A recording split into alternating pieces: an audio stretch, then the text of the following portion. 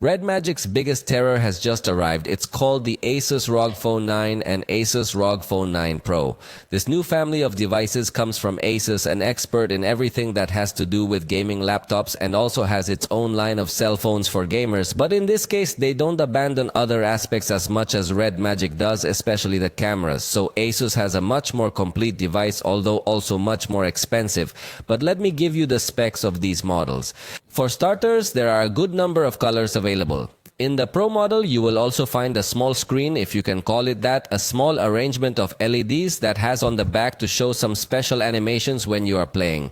In both cases, we see a weight of 227 grams and a thickness of 8.9 millimeters. As expected, they integrate the Snapdragon 8 Elite processor to have the maximum power of today in terms of video games on the Android platform. They also arrive with 16 gigabytes of LPDDR5 XRAM and 512 gigabytes of UFS 4.0 storage. On the display, we see 6.78 inches with full HD plus resolution. It's an AMOLED panel made by Samsung with LTPO technology capable of varying its refresh rate from 1 to 120 Hz. This in the traditional way, but in the settings you can force it to go up to 165 Hz if you wanted to, and if you're in game mode it will go up to 185 Hz, which I don't think any game can currently take advantage of it on Android, but it's available. Its peak brightness is 2500 when you're watching HDR content. It's additionally protected with Gorilla Glass Victus 2.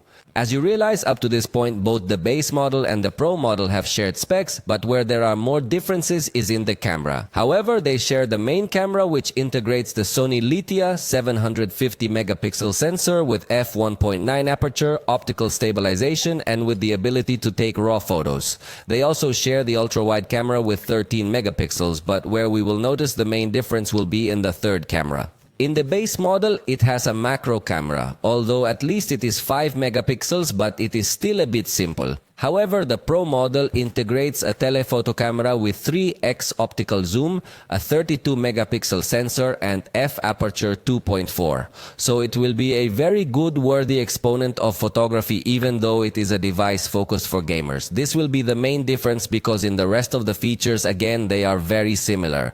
For example, the front camera is 32 megapixels. We also find stereo sound in both models, headphone jack in both models, support for high-resolution audio, 3 microphones with noise cancellation technology, is capable of recording video at up to 8K at 30 frames per second or 4K at 60.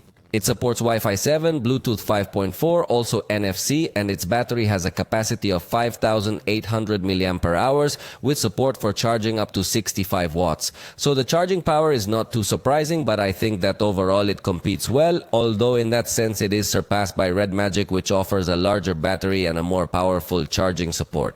This device integrates several artificial intelligence functions focused on gaming.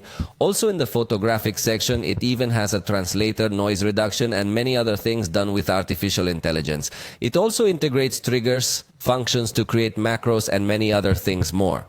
ASUS has confirmed that through a future update they will receive the circle to search function that Samsung made very popular. This device has been introduced in Europe and other regions. The base model has an advertised price of $999, though remember that the prices here are not the same as over there. Although this is for the 256 GB storage edition, as the 512 edition will have a slightly higher price. With respect to the Pro model, it is priced at $1,199. This specifically for the 512 GB storage model, but there is also a 1 TB edition that will be more expensive. Let me know in the comments if you like this ASUS proposal better or prefer the Red Magic proposal.